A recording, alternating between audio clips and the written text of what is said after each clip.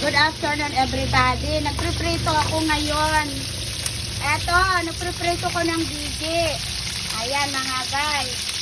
Eto pa po, oh. So ito ulamin namin ni Mickey. Fried fish bigi. Ayan. Kayo dyan, anong mga ulam nyo? Kumain na ba kayo? 12 o'clock na?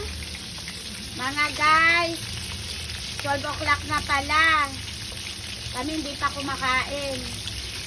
Kakarating lang ni Nekene. So eto, prito muna ako pero may kanin na kami. Eto yung aking uulamin. Kaming dalawa ng Neki. See you later guys. Kain na rin kayo dyan ha. Huwag pa sobra na namang init. Diyos ko, dahil putang sobrang init. 30